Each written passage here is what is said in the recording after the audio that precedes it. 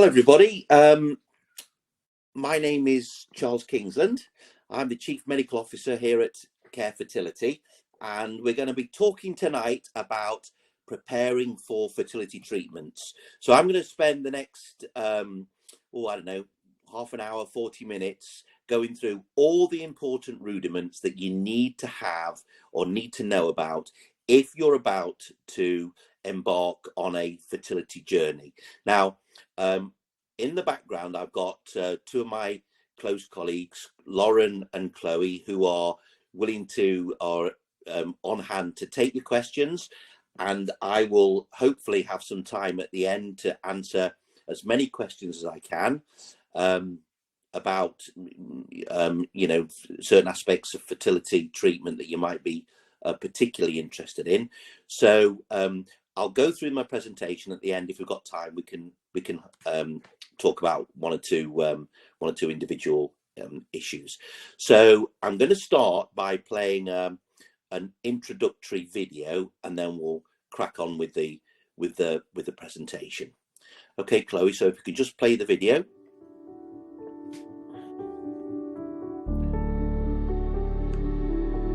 Family. It's who we are and who we're always going to be.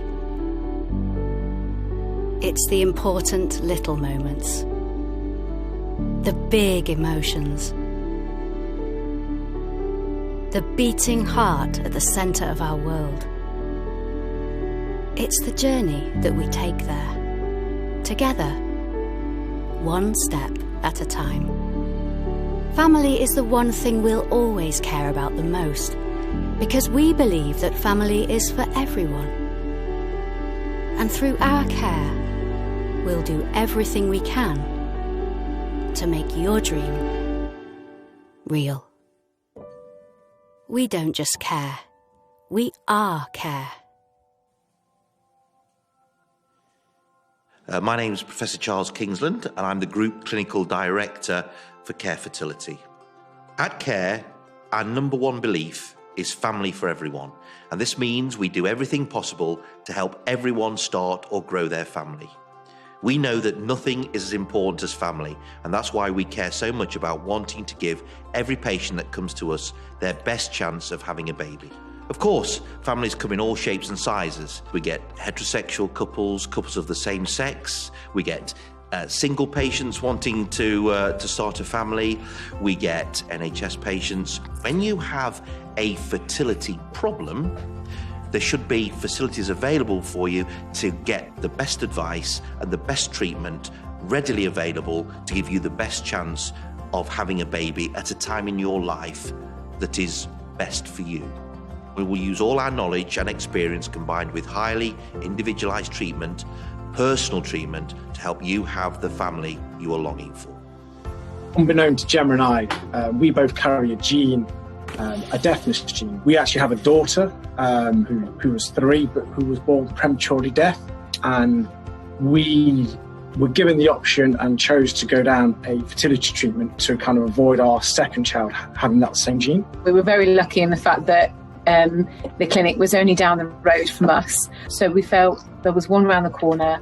It had good reviews. We just felt it was good for us, didn't we? The whole package made us just feel really comfortable that actually going with Care was the right decision. So the team that we worked with at Care were unbelievable. They were caring, they were sensitive, they were compassionate, empathetic, and even when I was ringing out with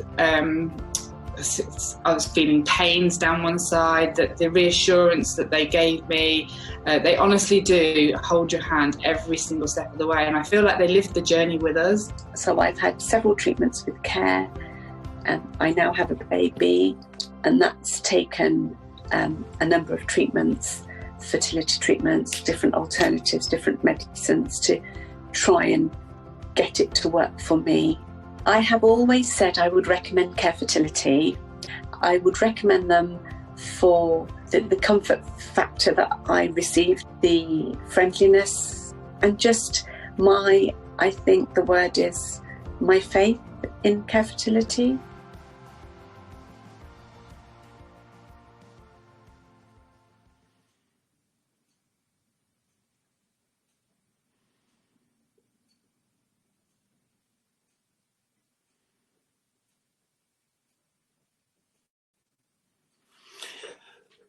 Okay, so when you're ready to start a family, where do you begin?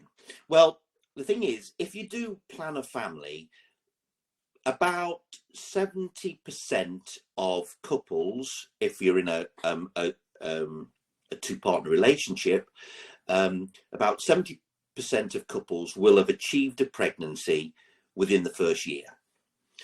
If you're trying for 2 years, that number goes up to about 72, 73. And if it's 3 years, it'll only go up to about 74, 75. So there's a sort of a tailing off. Most people get pregnant in the first year. In fact, most people get pregnant fairly quickly, and then it tails off. And so we normally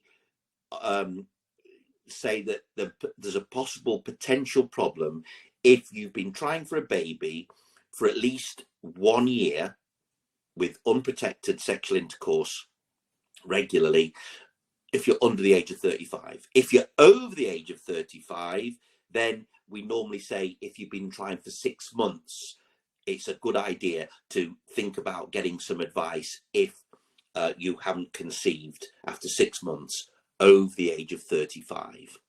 Obviously, if you're in a same-sex couple or a same-sex relationship or a single potential mother, then obviously your circumstances are different. But in the heterosexual couples, it's 1 year of trying under the age of 35, 6 months over the age of 35. Okay, next slide, please. So there are certain things that you can do to help with regard to your fertility. First of all, and these are important, it's, you know, when you come after Christmas, you know, you always get these sort of I don't know about you, but I get these Facebook messages about how to be ripped in one easy lesson, or how to lose weight without having to exercise. I'll let you into a secret. There's no shortcuts to you know, becoming fit and healthy or losing weight. You have to diet or you have to exercise to become fitter. So lifestyle, very important. If you are planning a family, you need to eat healthily, and that means a good balanced diet with protein, with fats and carbohydrates. You need to get plenty of fresh air. You need to get plenty of sleep. And increasingly, we're now reverting back to old ideas that getting enough sleep and resetting your body is so important for your natural well-being, your emotional and physical health. Supplements. If you've got a balanced diet, I'll let you into a little secret. You don't need loads of expensive supplements. I often, you know, when you're driving home at night and you're behind a bus and there'll be a sign, there'll be this you know, healthy looking male with clean white teeth, and it'll say, are you listless? Are you tired? Then you need this, you know, to help you feel better. I think, yeah, I'm listless, I'm tired. I need that. And then in the small letters it says, may help to promote a healthy lifestyle. May help. Well, in fact, it probably doesn't help. It won't do you any harm unless it costs a lot of money, and then it costs you a lot of financial, but it won't necessarily do you any good. So a good, healthy, balanced diet with lots of fresh air, plenty of exercise, not plenty of exercise, a good amount of exercise, you know, walks. If you're not a gym bunny, then do, you know, lots of nice healthy walks, get out into the fresh air. Don't over exercise. That's a myth. Do not do too much exercise. That could be detrimental to your health. Body mass index. Now, body mass index is really important. There is a strong correlation with your weight and your fertility, and we all know people who are, you know, well overweight with 5 or 6 kids, but they may have had a higher fertility to start off with, or they may not have been overweight when they started having children. But there is no doubt that if your body mass is between 20 and 25, your fertility is higher than if it's over 30 or under 20. And your body mass index is your weight in kilograms divided by your height in meters squared. So, and it should be between 20 and 25. Now, I know it's easy for me to say just diet or lose weight. Some people find it very, very difficult, but there are no easy shortcuts. You know, just reduce your calories and increase your calorie output. Exercise more and stop eating. Don't eat after 6 o'clock at night, and have 12 hours of fasting. And that will help tremendously with your weight maintenance.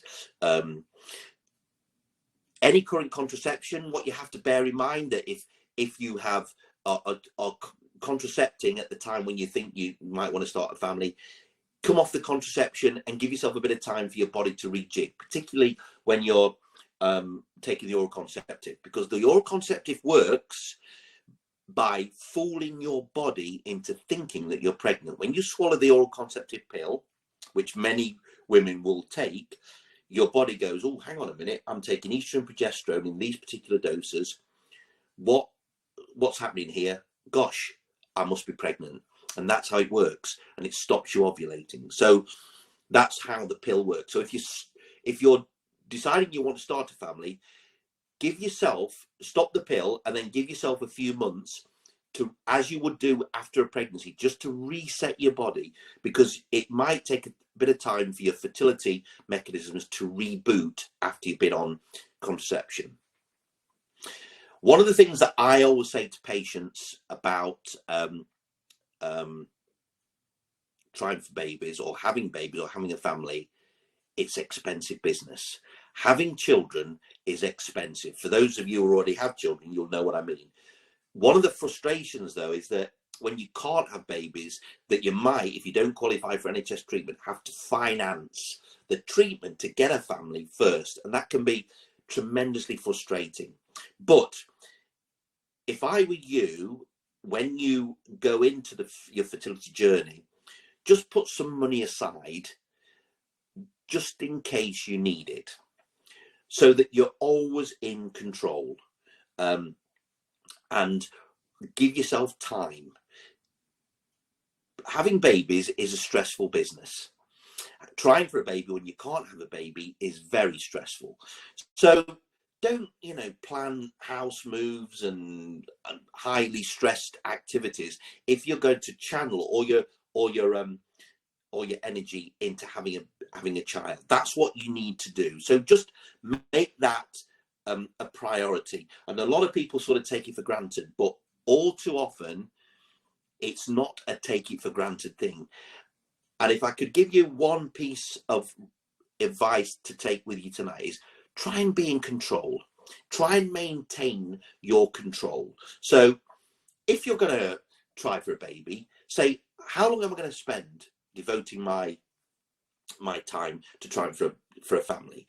You decide whether it's 1 year, 2 years, 5 years, 10 years. Give yourself that time. I wouldn't say 10 years though, but also have an idea in your mind how much you're going to spend. And it might be 5,000, it might be 10,000, it might be 20,000.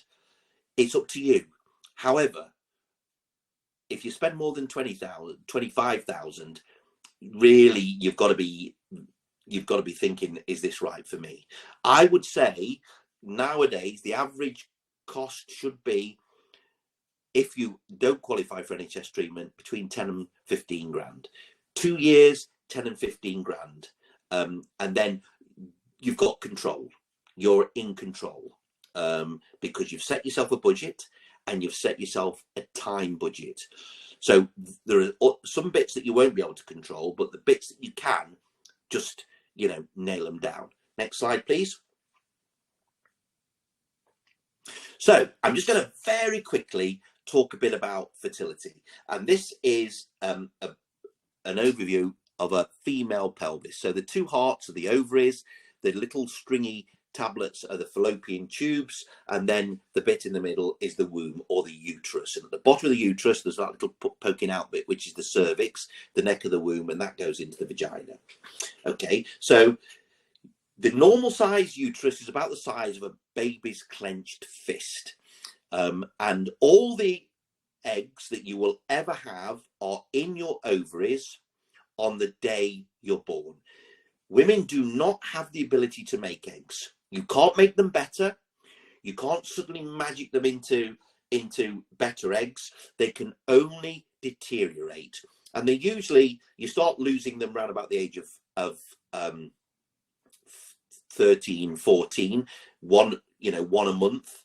And then they get older with you. So if I see a 35-year-old couple coming in to see me in the clinic, the male sperm may be 2 weeks old, but I know for a fact that the women's eggs are 35 years old. And that is why women's fertility deteriorates quite rapidly when we get older.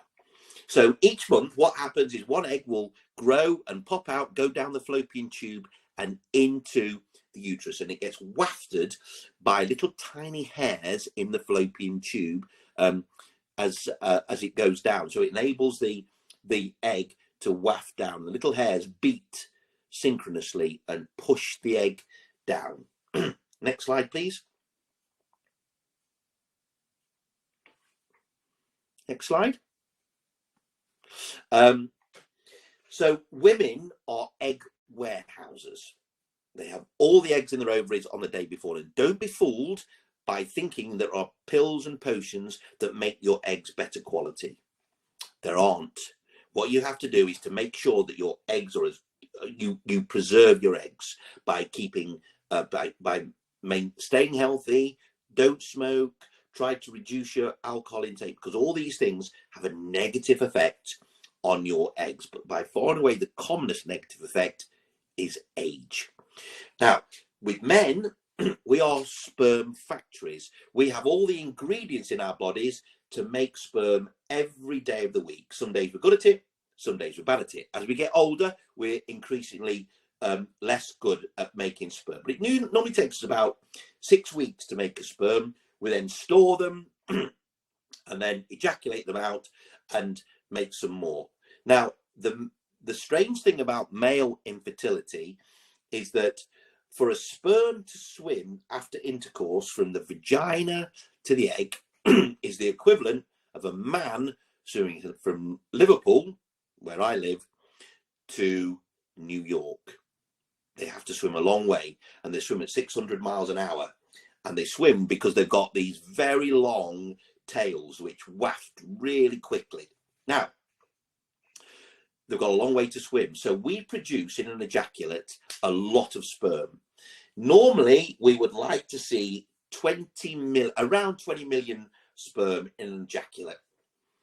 And we want to see them doing front crawl. We don't want to see them doing backstroke or doggy paddle. We like to see as many sperm as possible doing front crawl, and we like to see as many sperm as possible looking normal. Now, if you look at all those, this diagram shows you all the different types of sperm that you can have. You can have sperm with round heads, you can have sperm with bent heads, you can have sperm with 2 heads, you can have sperm with 3 tails. One in the bottom right hand corner looks like an octopus. You can have the one that I'd want to have is the one that's on the top row, which is just lagging behind, sitting next to his mate with the 2 heads. That's the normal sperm. But believe it or not, 40%, we want about 40% of the sperm to be doing front crawl, and only 4% of sperm is normal. 96% of the sperm that we make is actually abnormal, and that's okay, because we need 4% normal sperm.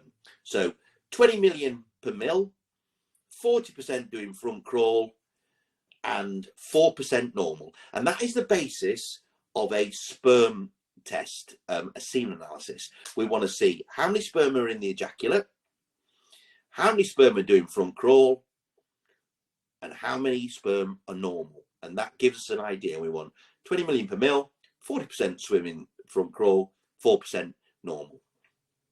Next slide, please. So, can fertility be improved? Well, yeah, The best thing to do, though, is to preserve your fertility, to make sure that your sperm and eggs are kept well, like a car. If you don't look after your car, it'll age a lot quicker than if you make sure it's serviced regularly, gets plenty of oil in the engine, gets looked after, gets polished once every so often. And it's the same with eggs. Keep your eggs nice and healthy by not smoking, not drinking too much alcohol, having a good diet. Try to be the best weight you can. Get lots of exercise, get lots of rest, and take folic acid. If you're going to take a supplement, then folic acid is the one to take, because it's been proven scientifically that if you take folic acid, you've got a better chance of having a healthy baby than if you don't take it. Another supplement that I would advocate, which is being really increasingly demonstrated scientifically to be of great value, not only as a vitamin, but as a hormone that improves well-being and fertility, vitamin D. Now, for men, we've got our testicles are outside the body because sperm like being made in the cool. They like they're best being produced at about 35 degrees, so in cooler temperatures than your core body temperature, which is 37. So keep your testicles cool, keep them healthy, have a balanced diet, don't necessarily take supplements, definitely don't take steroids. They're really bad for your sperm, great for your body and your muscle and your He-Man looks in the gym, but rubbish for sperm. Keep your testicles nice and cool, and don't smoke. And if you smoke, stop today if you want to have a baby, and cut down your alcohol. And when I say cut down, I can't be a hypocrite, because alcohol is good in small doses, but in moderation. 8-10 units a week. I'm going to be lambasted for that, because people say, oh, you should not drink. Well, life without alcohol, I just can't imagine. But life without too much alcohol, absolutely fine. Next slide, please. So, if you think you might have a fertility problem, and as I've said, 1 year over the age of 30, under the age of 35, 6 months over the age of 35, but the myth is, if you're concerned about your fertility, you don't have to wait. Go and get tested. Like anything, you have a right to be tested, and if you can't get it from your GP because you're concerned, go to your local fertility clinic. In Care Fertility, we've got clinics all over the shop, 25 clinics. Just phone them up and say, look, I'm not planning a family, or I am planning a family, and I'm really anxious about. I just like some, just some reassuring tests. Can you do it for me? Of course we can. No, we're not going to say, oh, have you been trying? You've got to wait for a year or 6 months. No, get it done. And there are three evidence-based tests that you need to do.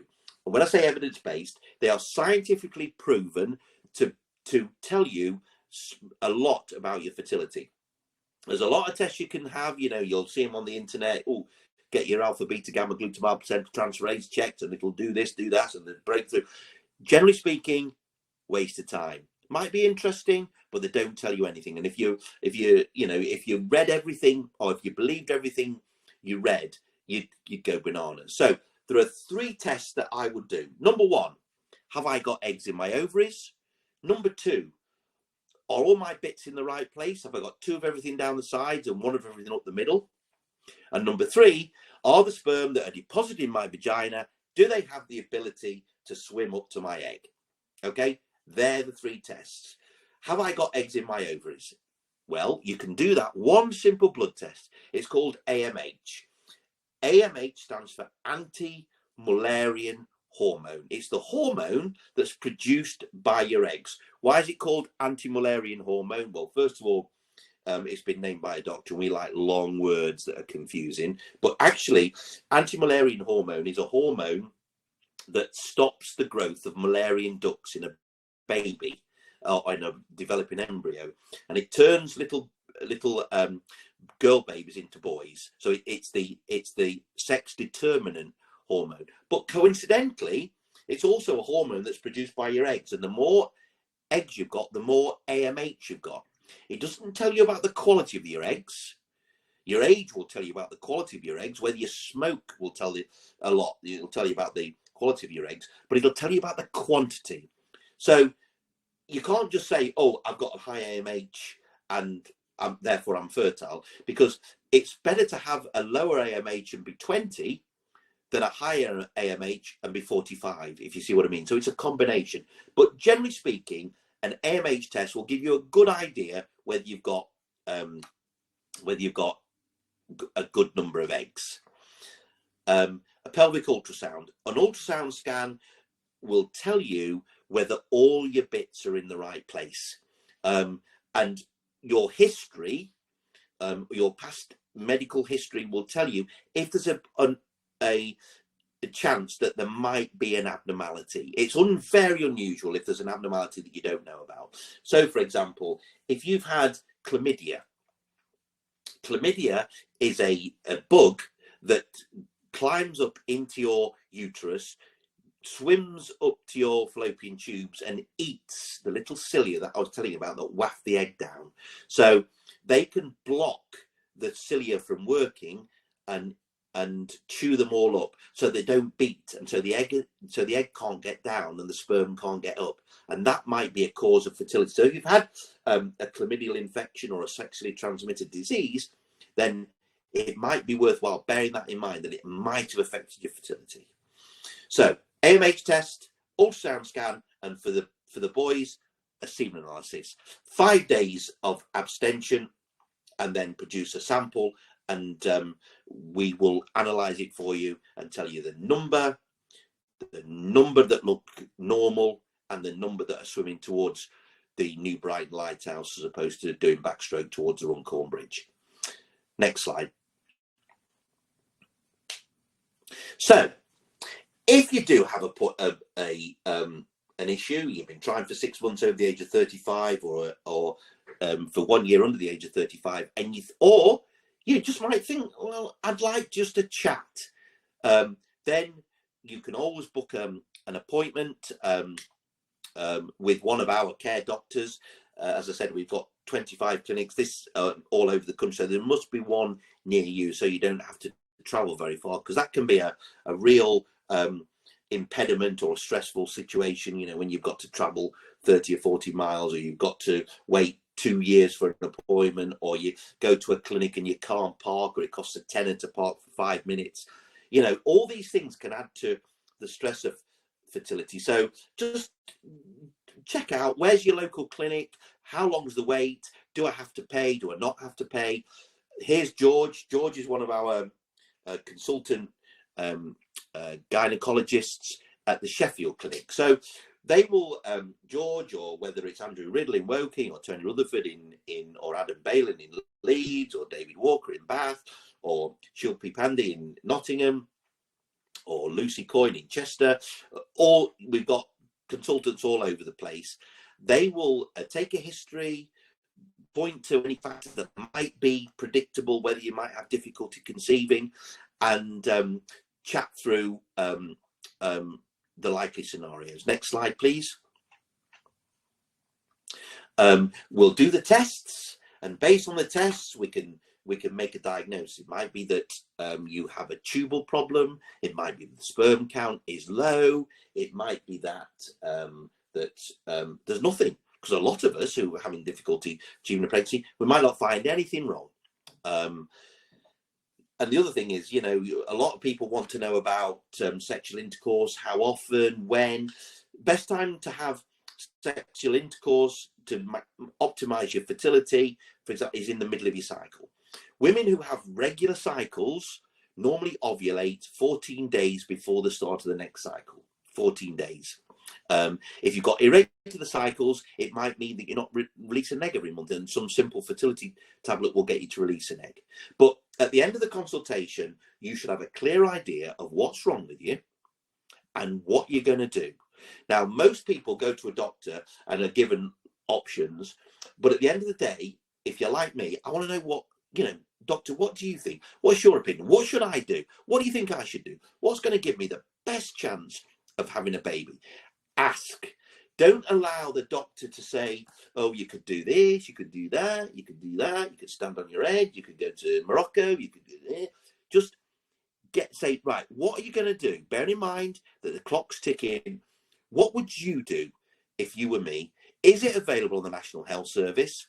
And how, if it's not, how much is it going to cost me?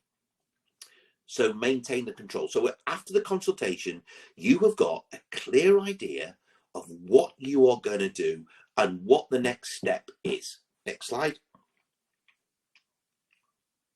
So there's loads of fertility treatments. It might be that you're just happy and you say, right, fine, I'm safe in the knowledge that there's nothing apparently wrong.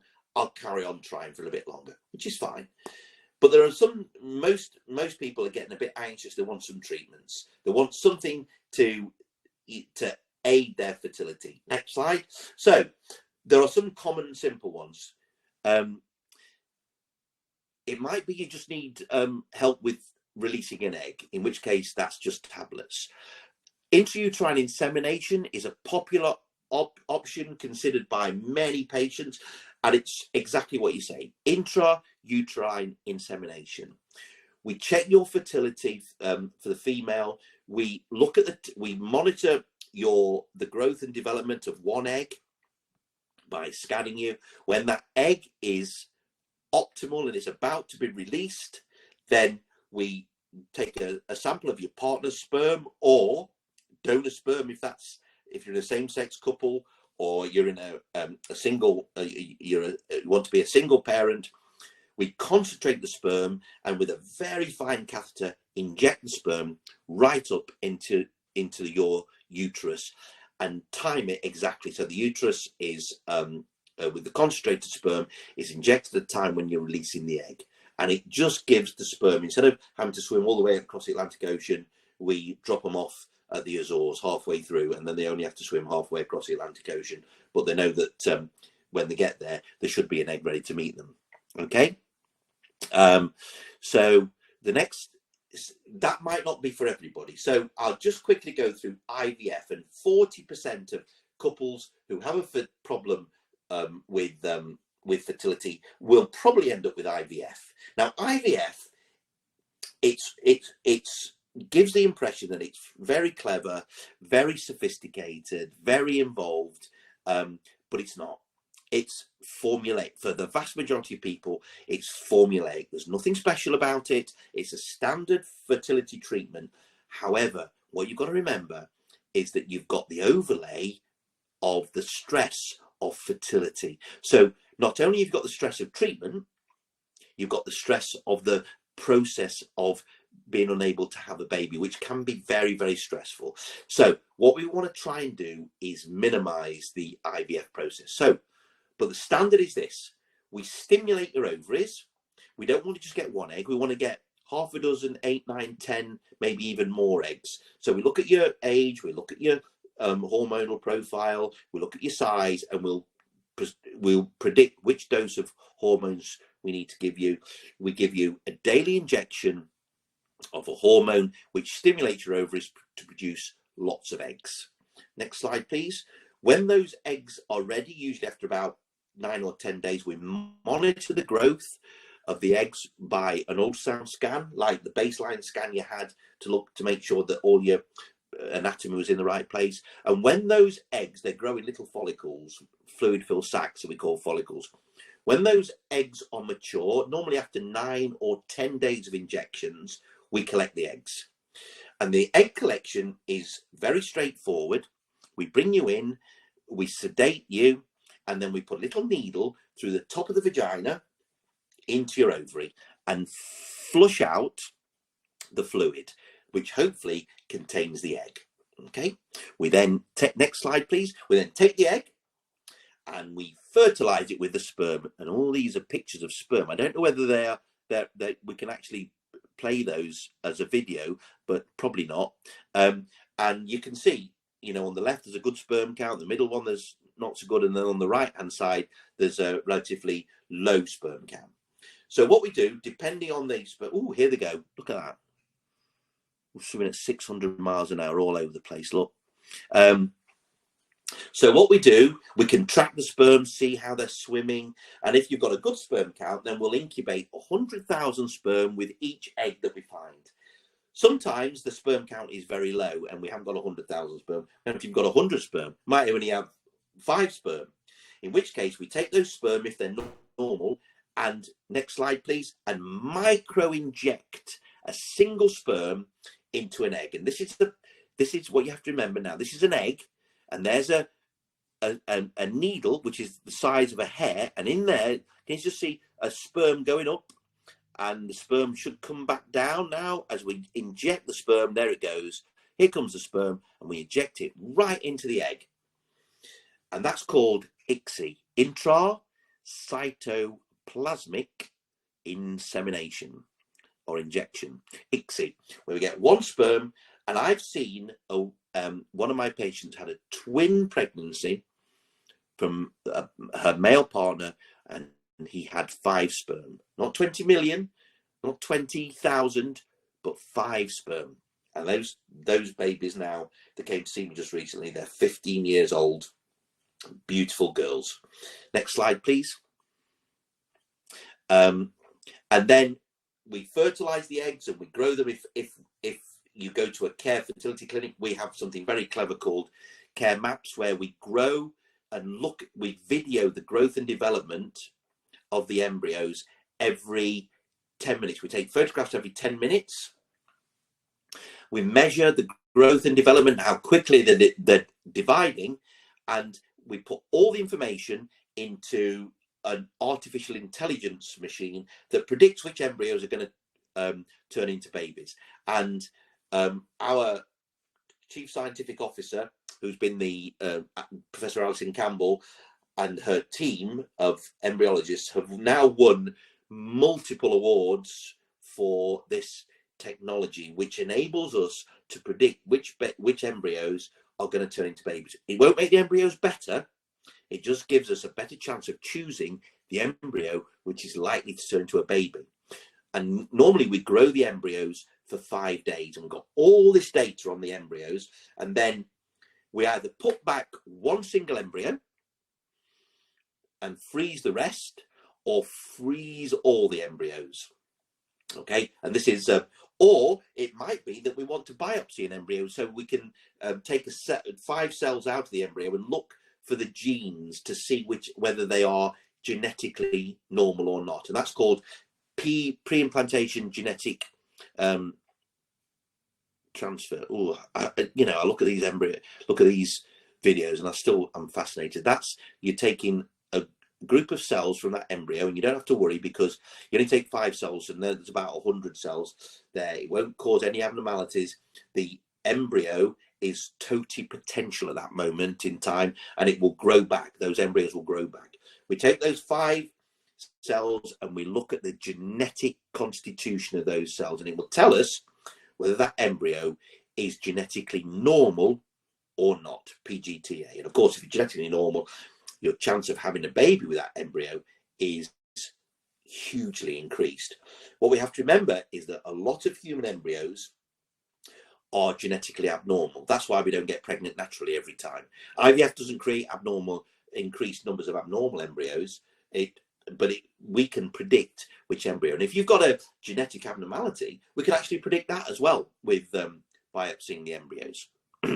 So then we freeze the embryos very safely, very carefully, and those embryos we can save for you for up to 55 years. Not that you want to save an embryo for 55 years, but if you want to take time out after the IVF process and go away and have a holiday or chill out, and then you come back and we can thaw one embryo out and then put it back into your uterus at the appropriate time, and your chance of getting pregnant is every bit the same as if it's a fresh or a frozen embryo. Because the embryo freezing process now is so good, we don't have to worry about the freezing anymore. And a lot of patients now prefer to have their embryos frozen. And then we just freeze your little family in the freezer, and it might be you have 2 or 3 or 4 embryos frozen, or even more.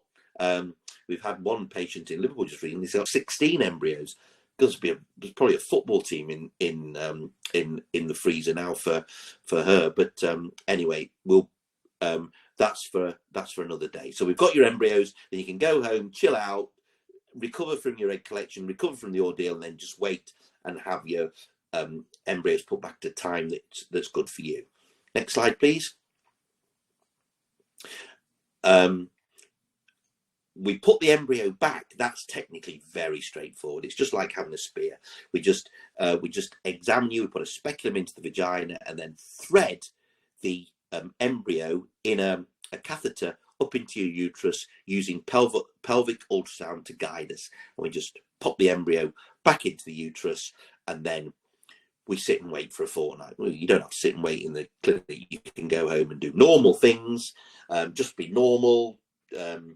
Don't go mad, but similarly, you don't need to stop everything and lie in bed for 2 weeks. What will be, and really, at that particular point, we say goodbye to science and hello to magic, because we don't really know the true causes of how an embryo turns into a baby from then on. But we do know that we've helped it as far as we possibly can. And then your chances, we just wait for 2 weeks, which is agony. For those who have been through it, and then we do the pregnancy test. And hopefully about half of you will have achieved a pregnancy with every single embryo.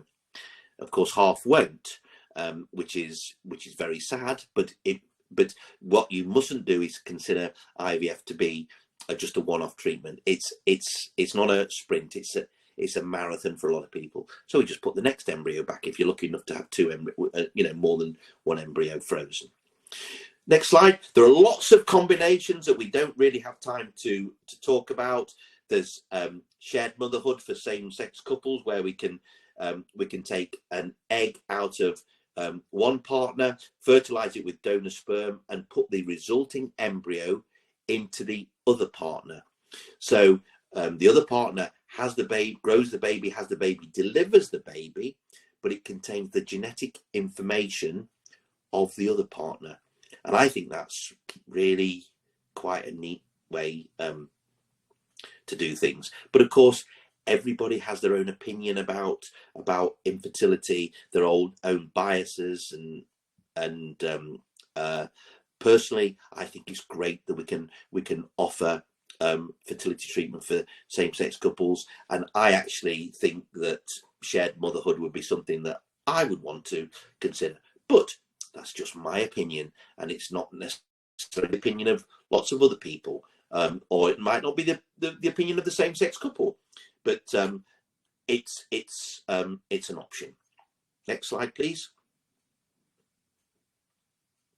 Of course, some of us will be in relationships where either we don't have sperm, particularly in same-sex couples, or a single a woman wanted to be a single mother, or it might be a medical reason why the heterosexual couple with the male partner doesn't have sperm, in which case we will use sperm donation. We have, because of the size of Care Fertility being the biggest clinic in the UK, and now one of the bigger clinics in Europe, because we've got clinics in Spain and the USA, we can get sperm from our own bank. We've got an egg bank and a sperm bank, or it might be that you'd like to get sperm from one of our partners: California Cryobank, Cryos, European Sperm Bank, Fairfax, Bourne Donor Bank, London Sperm Bank, or the Brighton Fertility Associates, to name but a few. We can use sperm from our partners, and if you are in a position where you need sperm donation, just phone us up. We can do it. Similarly with egg donation, we've got great success rates. We've got our own egg bank. We've got access to we are one of the leading egg banks in Europe, so we can provide egg donation eggs for you. And if you're interested in that, just give us a ring, or give your local clinic a ring, and we can talk you through egg donation. Next slide, please. Have we got any more slides? Oh, no, that's it. Oh, yes, we have. And of course, there are surrogacy is if in the couple, there may be in a heterosexual couple, a woman has lost her uterus through cancer, or she may have been born without one, and so she's got eggs but she hasn't got a uterus. Or in a same-sex male couple, it might be they need to find what we call a surrogate, and that is a woman who is prepared to have a child on behalf of what we call the commissioning couple, in the absence of the commissioning couple having a womb to grow a baby in themselves. And we have, obviously, we have a large surrogacy, dedicated surrogacy program, which if you want to find out more about it, either through gestational surrogacy or traditional surrogacy, then we can, again, our surrogacy team will be only more than happy to talk you through that, because it can be quite a complex business. So we want to be able to guide you through surrogacy every step of the way. Next slide, please. Of course, as I've mentioned on more than one occasion, one of the important things that we have to do is to guide you and support you through every step of the way. And it's really, really vital that you get the necessary support, because, as I said, you can only control a few things, but there are some things where you have to let the control go to somebody else. And it's nice to know that if you've got somebody, a named person, who is with you every step of the way. We have dedicated counsellors that you can speak to at any point in your treatment, or our brilliant nurses and doctors can support you. We also have support network of patients who are there support you, and of course some of you who go through the treatment will be aware of the social media that you can also click into. But if you feel as though the support is lacking, ask questions. Ask the questions, and I will guarantee you, even if you think they are daft, they will not be in the top 1,000 daftest questions I've heard.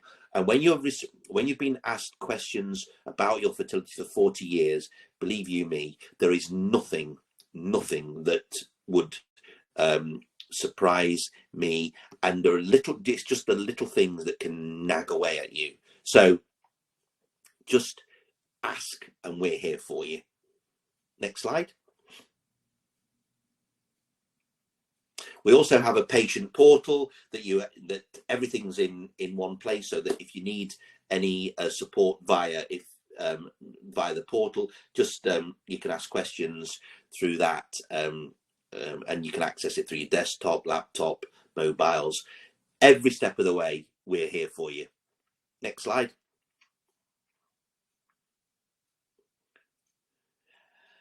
And also, after taking some consultations 3 or 4 years ago, we decided to offer our own in-house payment process, so that what we're trying to do is to get as much stress out of the treatment as possible, so that what we now do is to offer in-house pay packages, payment plans, which we call Care Pay. And we've got IVF multi-cycle programs, we've got IVF donor program refund programs, and donor egg IVF refund programs. We have a dedicated Care Pay team who can guide you through what might be suitable for you, but it's also that control. How much is all this going to cost? Keep your budget tight, keep your timings tight, don't let things drift. And then if we know how long you're going to try for a baby, how much money you're going to spend, we can tell you at the outset, what are your chances? What are your statistical chances, given those two parameters, that you will get a baby at the end of it? So Care Pay is proving to be extremely popular with patients who don't qualify for NHS treatment. Next slide, please. And as I said, we're the largest group of IVF clinics in the country. We've got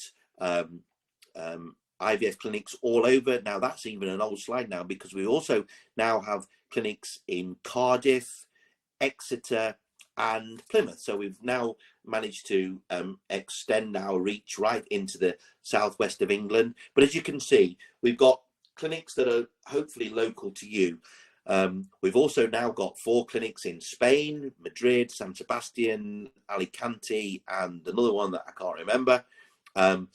And one of the most recent things we've now done is we've branched out into the United States. We have a clinic in Charlotte, and there are 2 other clinics in the pipeline in the southeast of the USA where we're about to start working, and we're very excited about that, because the bigger we get, the more expertise we get. We now have over 60 dedicated consultants. We have 100 nurses, and so there is, and all we do all day long, we are dedicated to fertility treatment to give you the best chance of having that family. So if you're in clinic A and you have a particular difficult issue, it might be that in clinic C we have a consultant who specializes in that. And because of our size, we can then cross-link, talk about you as an individual case, and get the best advice and the expert knowledge, up-to-date knowledge, that we can then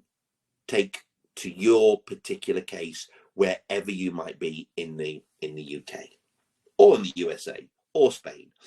And what we're trying to do is every week offer you some upcoming some latest information. And as I say, we've got some really top quality consultant gynecologists working in Care. Tony Rutherford, who's an old mate of mine, he's the lead clinician in Leeds, which is Britain's largest IVF clinic. He has 40 years of experience. You wouldn't believe it looking at his young face there, but he does. He will be talking on the 5th of February on hints, tips and tricks for fertility. And then Mariano, one of his junior colleagues who we managed to pinch from another clinic, and we're delighted to have him. He's going to talk about empowering your fertility choices on the 12th of February. He too is working in Leeds now. So I think in the last 5 minutes, I shall go through a few questions.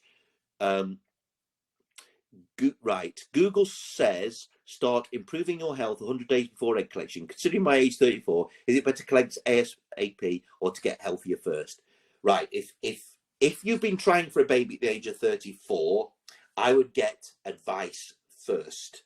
Okay, 34 might seem no age to us nowadays, and it isn't, but you know, you're kicking on a bit, so fertility wise, so I would seek treatment sooner rather than, not treatment, but seek advice sooner rather than later.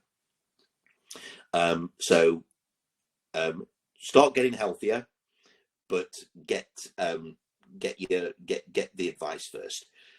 My partner is 43. I understand there are illnesses such as autism linked to older fathers. What other illnesses are linked to older patients? What illnesses are linked to ICSI IVF babies?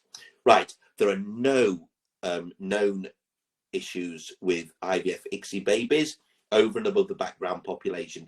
But as you get older, there are increased risks of, genetic, not necessarily genetic diseases, but acquired diseases. There is supposed to be a link between autism and the older father.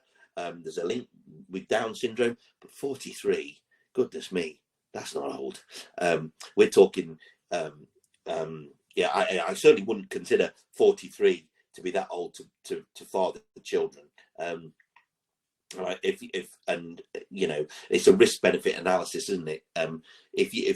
Charlie Chaplin was 86 when he fathered his last child. 86. God, didn't they have television or laptops or something else to do in those days, or get card games or something? Anyway, he fathered his children at 80. Last child at 86, and that child was born with Down syndrome. And as you get older, there is an increased risk of Down syndrome. But again, if you are older and you're concerned, seek advice. Re-exercise. If you're already exercise times a week, swimming exercise classes, is this classed as too much exercise? No, not necessarily. I would as a yardstick, I would say if you run more than the equivalent of 15 miles a week, that's too much exercise. Too much exercise for anybody. But don't necessarily cut down your exercise. Although I've looked after Olympic triathletes who I've had to advise them to cut down their exercise, because some of those, they run 100 miles a week, swim 50, 25 miles, got no time for intercourse, never mind trying for a baby, goodness me. So everything in moderation, but I wouldn't necessarily cut down your exercise from what you were doing now. Is there anything we can do to improve sperm quality with cryptozoospermia? Keep them testicles cool, but good healthy diet. What I would do though is I would, if you have cryptozoospermia, the chances are you've been diagnosed by a doctor, and I'd crack on with treatment. I don't think, if the sperm count is very low, I don't think it's worthwhile waiting as the female gets older and her chances go down. I would crack on with treatment sooner rather than later. Final question today. I'm just being told to wind up now, because we have been going on 3 minutes left and I've been on an hour. Goodness me. Hi, I am 32 with an AMH level of 11. I have tubal infertility, previous ectopic pregnancy, one fallopian tube removed and the other one damaged. Would you recommend standard IVF or natural genital IVF? And in your opinion, is it best to start ASAP? Standard IVF. You know, if you had a burst appendix, would you want a natural gentle appendicectomy? I don't understand what that actually means. Standard. You need standard IVF. You were designed, IVF was designed for you. Years ago when I started IVF, we only used to do treatment on people with damaged tubes. Your AMH of 11 is good. You've got damaged tubes. In my opinion, you need to start IVF treatment if you want a baby as soon as possible, because your AMH level is not going to go up. If you've decided you found the man of your dreams or the woman of your dreams and you want a baby, crack on now. You've already had an ectopic pregnancy, which is really nasty. You don't want to have spend more time. Be in control. Get IVF now. Well, not now. Wait till tomorrow or the day after. But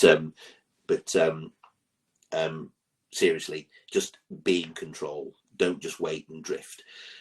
So, there are loads more questions. I'll try and answer any more questions a bit later on. As I said, Lauren and Chloe are in the background there, beavering away. I'd like to thank them as ever for all their hard work. And if you know Chloe, she's leaving.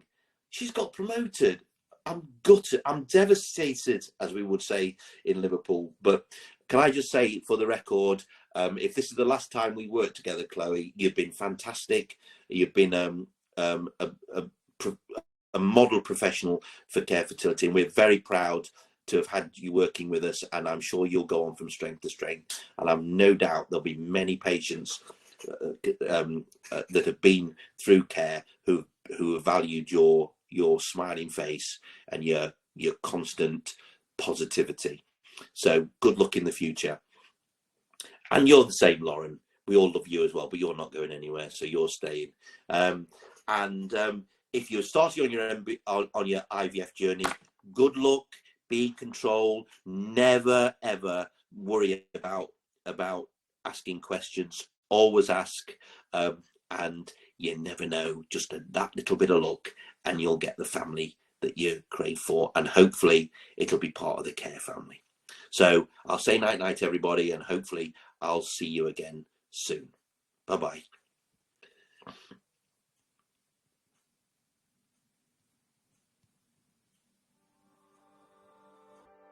I'm Shah, and I manage Care's new patient inquiry team. We're here to make it easy for you to take your very first step in your fertility journey. We completely understand how nervous and excited you might be when you contact us. This is the start of a life-changing process and hopefully the beginning of an amazing future as a family. So it's really important that we give you all the information you need. That way, we can help you to feel much more comfortable and confident with your treatment. Whatever you need to talk about, I want to reassure you that no question is silly or trivial. We appreciate that there might be a lot to take in at first, but don't worry, we'll send you a clear information pack about the treatments you're interested in, and we're always here for any follow-up queries. My team also manage inquiries about Care Pay, our range of funding packages which are exclusive to Care Fertility patients. When you're ready, we can book you a virtual consultation with a specialist fertility doctor from your local care clinic. So, if you want more information, have a question, or wish to book an appointment, call my team. We want you to know that we are here for you at every stage of your fertility journey. We say that our patients become part of our care family, and it's true. We care deeply about you and your future, and our teams are here to make sure you have all the support you need. The reason why we chose Care was just, one, the care that they give you, the aftercare that they have available to you, and the fact that they offer different forms of treatment, and they listen to you. One thing that I've identified and what I've noticed when speaking to other people that I've met within the infertility community is there's a lot of clinics out there that don't necessarily listen to you as the patient. It was kind of a one size fits all, but with Care that didn't seem to be the case at all. They took everything into consideration, they listened to your concerns, they listened to you as a person, and they put a package and a process in place that will help you, and fingers crossed, will give you that positive result at the end of it. So without a shadow of a doubt, if I had to go through it again, I would definitely go back to Care. Oh, the support at Care was brilliant, yeah. I mean, the nurses were brilliant for us. You feel so looked after, cared by the whole team. We felt that they did care, and it wasn't just for them getting something out of it. It was actually that ongoing support. Yeah, and they wanted it to work for us. Care Fertility started over 20 years ago with one clinic and the goal of helping patients achieve their dream of family through truly personal care and the most scientifically advanced fertility treatments. We've grown from that one clinic. We now have clinics across the UK, and many people have become part of our care family with over 50,000 care babies in the world. But one thing has and always will remain the same. We care for each and every patient. We care about your dreams of having a baby, and we put our heart and soul into every aspect of what Care can offer you. To provide you with the best care possible and to give you your best chance of success and treatment, we look to our own care family. From our consultants, embryologists and nurses to our admin teams and specialist fertility counsellors, we've also put a lot of thought into how we improve each and every step of your journey, which will no doubt begin with lots of questions. We know that thinking about starting IVF can be daunting for some, and that's why our care, patient services and support teams will always be there for you whenever you have a question, need advice, or simply want someone to talk to, so that you feel completely confident and in control of your fertility options. So yes, we have grown and developed over the years, but care and empathy are always at the heart of who we are. We are passionate about changing lives and creating futures, and I hope that this shines through in everything we do and everyone you meet at all of our clinics. We don't just care, we are Care.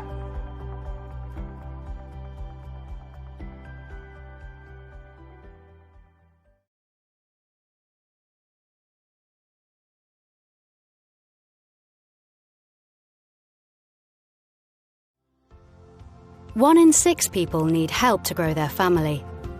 You're not alone. And our Care family will do everything we can to help your dream of family come true.